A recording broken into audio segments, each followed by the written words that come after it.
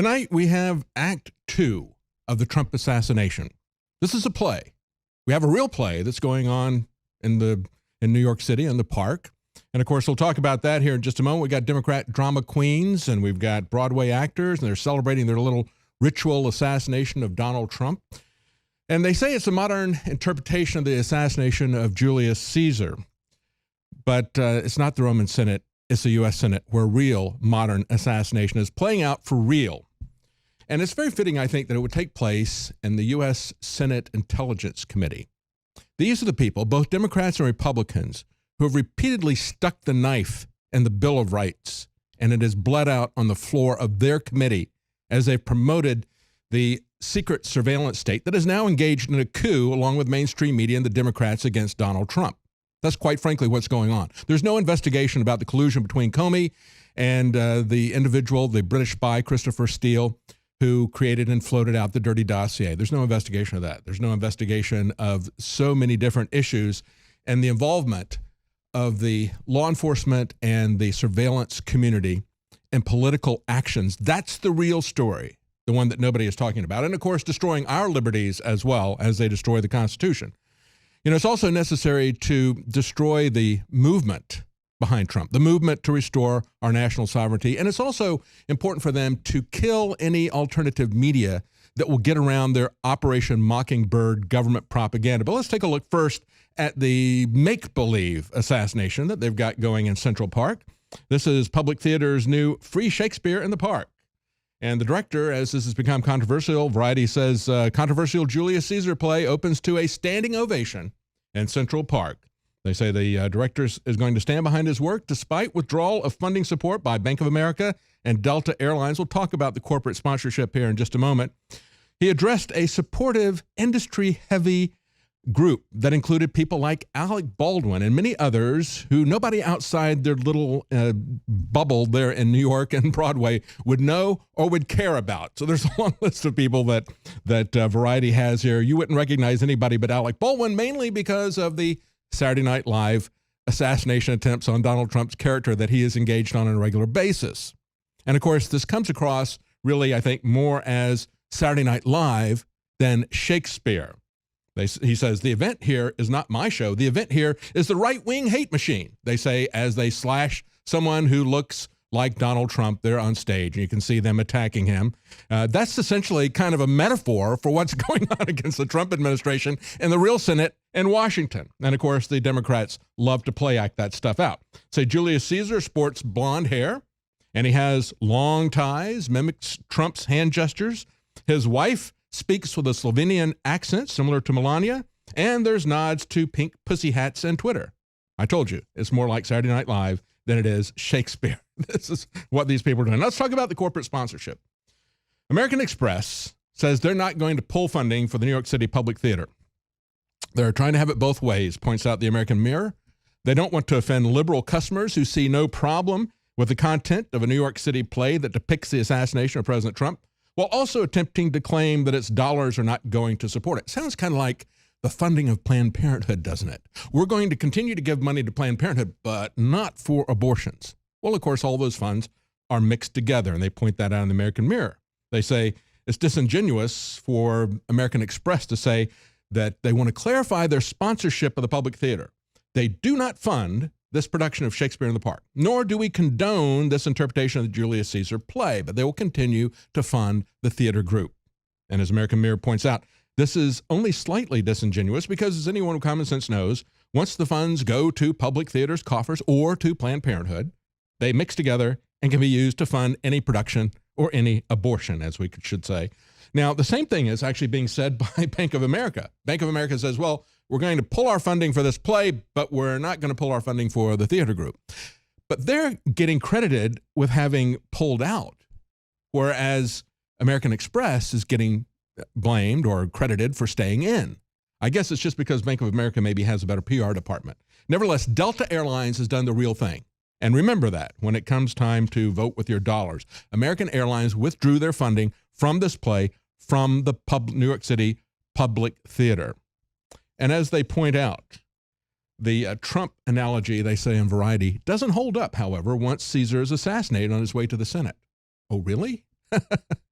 No, really? No, we're going to talk about that second act here. Senator Paul actually said, not with an analogy to this theater in the park, but he actually said the Russian hearings are political theater. And it is true. It is political theater. It is a character assassination. It's an attempt to stall the Trump administration from getting anything done. It's an attempt to try to entrap members of the Trump administration and perhaps Donald Trump himself in some kind of a process crime or perjury, even though we see that former FBI Director Comey committed perjury and testifying before the Senate. But of course, nobody's talking about doing anything to him. If that had happened with Senator Sessions or Attorney General Sessions today, believe me, they would have come after him. Now, Rand Paul said that this is simply a political operation. He said it's political theater. Really, those committees aren't getting anywhere. If there was really anything done wrong, it'll come out of the special counsel. And my suspicion is that very little of anything will come out of there. There may be some people who didn't file their paperwork properly or didn't file to be registered as foreign agents, but I kind of doubt there's going to be anything. Now, let's hold it right there. The guy who didn't register as a foreign agent, the organization that Christopher Steele worked for, the Fusion organization, they did not register as a Russian agent. But of course, nobody is investigating that. The people who produced the dirty dossier were unregistered Russian agents, okay? They're not investigating Comey or the FBI's connection to them. And when we have Senator Grassley of the Judiciary Committee ask Comey for an explanation, he just simply ignored him and continued to lie, giving multiple explanations for his involvement there. Paul went on to say, however, he says it's kind of crazy to allege that Attorney General Jeff Sessions, who is a hardliner on Russia, would have ties to the Putin government. He says it's kind of crazy to sort of say, oh, he must have been meeting with them in some secret deal with the Russians. I think there's a political operation going on here, and I think they're dwelling too much on this stuff. No, that's exactly what they want to do. All right, let's look at some of the what came out of the testimony today. As Breitbart points out, Jeff Sessions counters James Comey's story and took that on directly. Of course, he was focused in Comey's testimony last week, saying that he had gone to Attorney General Sessions and said, I'm very uncomfortable with these private meetings with Donald Trump. It's okay, understand, if Comey calls a private meeting with Donald Trump, but it's not okay if Donald Trump were to call a meeting with him. That is improper, prima facie. But it's okay if he calls a meeting, and that's what he did to talk about the dirty dossier, saying, I don't want it to come across as if I'm J. Edgar Hoover, except he really was. Okay, but let's talk about what happened today. The Attorney General himself took Comey to task, saying that Sessions had shrugged as if to say, what do you want me to do? When the now fired FBI director asked Sessions to help him avoid impropriety with his communications with the White House. And Sessions, in his prepared remarks that he read there, said, while Comey did not provide me with any of the substance of his conversation with the president, Mr. Comey expressed concern about the proper communications protocol with the White House and with the president. I responded to his comment by agreeing that the FBI and the Department of Justice needed to be careful to follow department policies regarding appropriate contacts with the White House. Mr. Comey had served in the Department of Justice for the better part of 2 decades, and I was confident that Mr. Comey understood and would abide by the department's well-established rules governing any communications with the White House about ongoing investigations. And then later, there was a heated exchange between Senator Ron Wyden and Attorney General Sessions. He grilled Sessions on his recusal. Then, well, you recused yourself, but then you're part of this firing because, the FBI director does things other than this Russian investigation, which is continuing to go on. It led to a heated exchange in which Wyden accused Sessions of stonewalling by refusing to discuss the limitations of the information on the Russian probe that he did receive before the decision. And Sessions said this. He shook his head and said, Senator Wyden, I am not stonewalling. I am following the historic policies on the Department of Justice. You don't walk into any hearings or committee meeting and reveal confidential communications with the President of the United States. Mr. Comey, perhaps he didn't know, but I basically recused myself the first day I got into office. Now, in addition to that, he said, made it very clear. He said these were despicable lies, and he said in other commentary, he said, I have never met with or had any conversations with any Russians or any foreign officials concerning any type of interference with any campaign or election in the United States. That was from his opening statement. He also denied meeting with Russian officials at the Mayflower Hotel. That was something that Comey released in closed hearings after his public hearings last Thursday. And that was something that the Democrats leaked out. So he says, no, it wasn't true. And then, of course, you guys leaked it out of the closed hearing. He didn't call him on that, but we should call him on that. He said, if there was any brief interaction occurring and passing with the Russian ambassador, I do not remember it. And then he went on to say, in terms of these meetings, he said that Comey, if he was concerned about President Trump meeting with him in private, he said he could have complained to the Deputy Attorney General or to me at any time that he felt pressure. So, again, he's shut this down pretty carefully. Now, one of the things I think that we need to look at with Attorney General Sessions, I don't think there's anything there in Russia. We know that this is simply a red herring that they're using for political purposes. But one thing that he should be grilled on is his continued war on drugs. There is no congressional authority for this. There's no, constitutional authority for this. Yet today he doubled down on this. Don Salazar has an article on Infowars.com. Sessions declares war on medical marijuana states. This is what he should be grilled on. This is what we should be investigating. A letter from Attorney General Jeff Sessions to legislators shows the Trump administration may take an aggressive role in enforcing federal marijuana laws, including interfering with states where the plant has already been legalized. And as part of this letter, he says, I would believe it would be unwise for Congress to restrict the discretion of the Department of Justice to fund particular prosecutions, particularly in the midst of an historic drug epidemic and potentially long-term uptick in violent crime. He said the department must be in the position to use all laws available to combat the transnational drug organizations and dangerous drug traffickers who threaten American lives. Let's understand, those people were created by the war on drugs, those transnational drug organizations, the dangerous drug traffickers. They were created by the war on drugs just as alcohol prohibition created Al Capone. And yet that was done in accordance with the Constitution. Somebody who says that they follow the Constitution, like Attorney General Sessions, should read it and answer for us why we have a war on drugs and we don't have a constitutional amendment to enable that. Everyone in the United States agreed they needed one for alcohol prohibition, but now they just say everything is prohibited unless it expressly permitted by the FDA, by the DEA.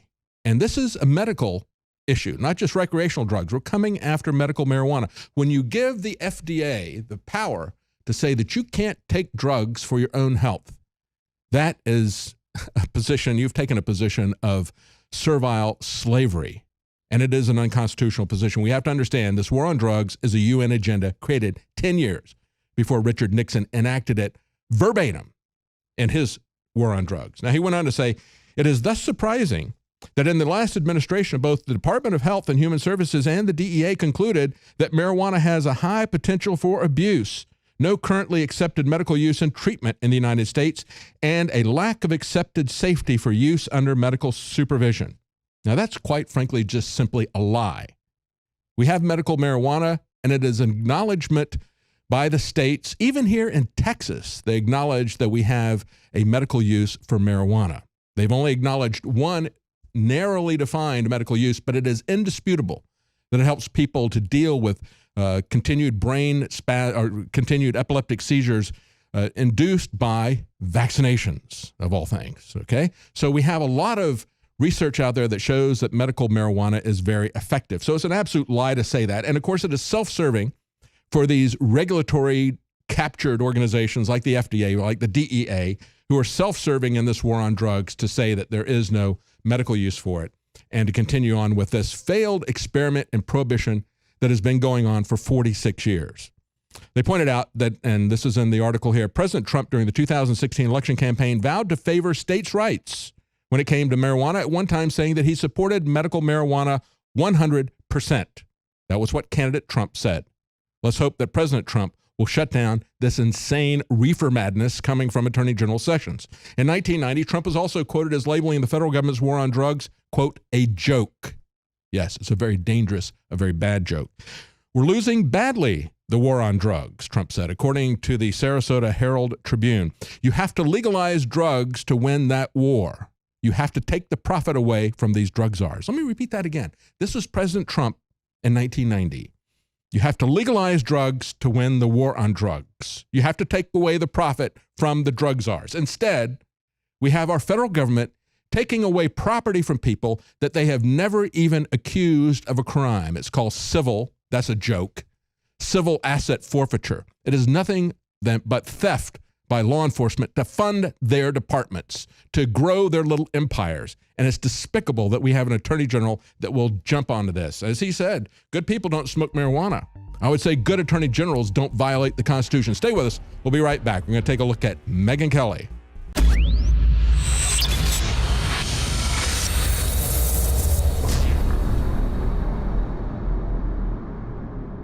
I want to tell you about some of the products at InfoWarsStore.com. We are under constant attack. You know it by now from the mainstream media. They're trying to attack us on every level. Now with the YouTube scandal, they're demonetizing our channels, which again takes a huge chunk out of our income, which is why we always appreciate and rely on you getting the products, because that's how we stay afloat.